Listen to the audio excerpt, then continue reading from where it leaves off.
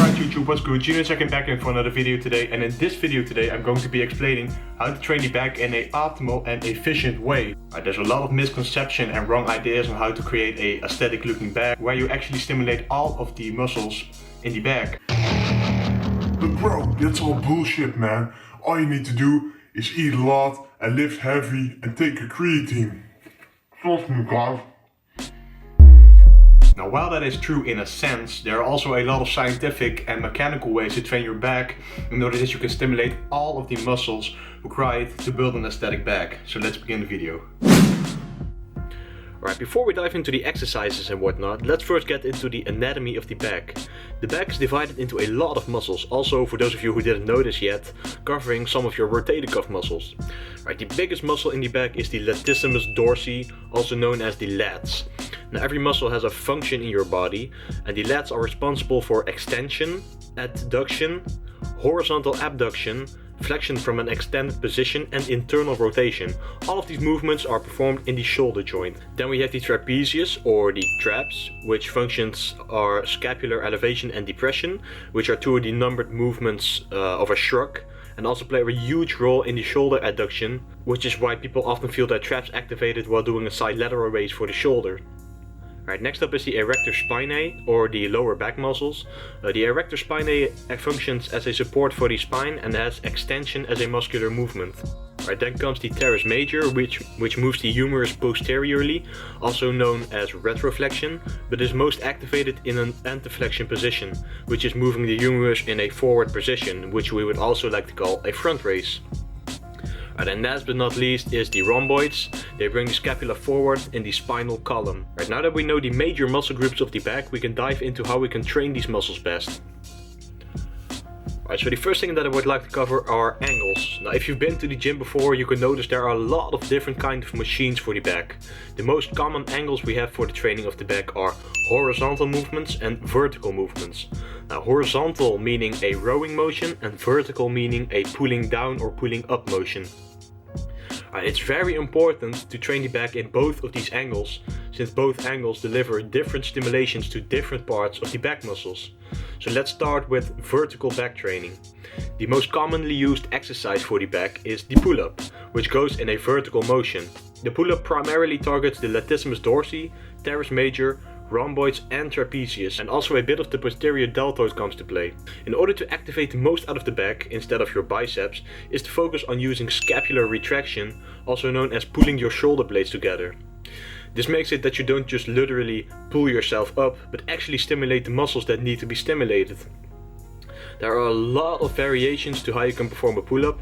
You can do it in a standard way, meaning a grip outside of shoulder width, but there are also behind the neck pull-ups, mixed grip pull-ups, chin-ups, and even more. The pull-up is what some would like to call a compound movement for the back, since it stimulates almost every back muscle. Since progressive overload is still a necessity for back growth, alongside with all the other muscle groups obviously, you can start with bodyweight pull-ups until you reach about 15 controlled reps, and then start doing weighted pull-ups, so like adding half a pound up to a pound, and as you get stronger you can add even more to keep progressive overload intact. Now, in contrary to the pull-up, there is the lat pull-down machine. Now, what the pull-down essentially does is it removes the activation of the core, which is also highly activated when performing a pull-up. The pull-down can be used as an advantage to stimulate some more of the back muscles after doing your sets of pull-ups, to stimulate a little bit more of growth, since you can use a lighter weight and really control the exercise. The lat pull-down can also function as a build-up exercise to your first few pull-ups, since a lot of beginner lifters cannot perform a pull-up yet. In my opinion, doing a variation of these two exercises is awesome and is highly advised to create a fully well-developed back. Next up are the horizontal pulling movements, aka the rowing exercises. The rowing exercises stimulate a lot more of the trapezius muscles, and I'm not just talking about those mountain lumps on your body, I'm talking about the full trapezius, which actually connects all the way to your spinal erectors. There are a lot of variations to how you can perform a rowing movement. You have T-bar rows, low row machines, dumbbell rows, barbell rows, unilateral rowing machines, and so forth. Now, all of these are fine, and the same role comes to play as with the pull-ups and the pull-downs. Exercises such as the T-bar rows, the dumbbell rows, and the barbell rows are considered compound movements since they stimulate, again, almost every back muscle, including the core. Now with these exercises, it's really important to focus on scapular retraction, as with the vertical pulling motions. The rowing motions are also the exercises that claim to make your back a lot thicker, rather than the vertical movements, which claim to make your back a lot wider. Now that is pretty logical, since pull-ups or pull-downs activate more of the lats, which are on the outside of your back, and rows activate more of the traps, which is in the middle of your back. By using both of these angles, you will stimulate all of the necessary back muscles in order to create a aesthetically looking back. Now let's talk about deadlifts. Now, deadlifts are also a great back builder, but I'm personally not a fan of bringing those into play on back workouts, since it stimulates a ton of your leg muscles, and in my opinion it's more of an awesome leg builder rather than a back builder. Now, what also tends to happen a lot is when you place deadlift on a back day, it stimulates so much of the hamstrings and glutes that it negatively affects your either prior to the day leg day or the leg day you might have planned after your back day. You could instead perform rack pulls. They take the leg part out of the equation and let you focus on just the back muscles. Now, this is an awesome back builder since it takes on both the lats and the traps in a great manner. Just be mindful of where you place this exercise, since it might inhibit the deadlift strength you have to use on the day prior or the day after your back day. Alright, now let's go over volume. Now, since there are multiple ways to train the back, I'd like to focus on a few aspects which come to play when setting up your total volume for your back workouts. Now me personally, I am on a upper and lower split, which means I do less total exercises for the back, but I still stick to the necessities. Now, for an upper body day, for example, I'd advise you to stick to one vertical movement and one horizontal movement. I choose exercises as the pull up or pull down, and a low row machine or a unilateral rowing station. Of course you can choose variation on your exercises as long as you stick to the horizontal and vertical rule. Now on a pull day, when you only train your back, biceps and in most cases traps and rear delts, I'd advise you to pick 2 or 3 of each angle. Now this for example would be pull-ups or downs with a normal wider than shoulder grip width, a dumbbell row or a T-bar row, a close grip pull down, a low row machine, rear delt flies, shrugs and some bicep work. Now since pull days on its own focus more on volume rather than just frequency, you can pick a wider range of exercises.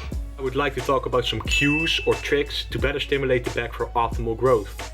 Now a common mistake people tend to make is they begin to pull more with their biceps rather than the back muscles. To fix this, try to look at your arm as a hook and focus on your elbow as your primary puller.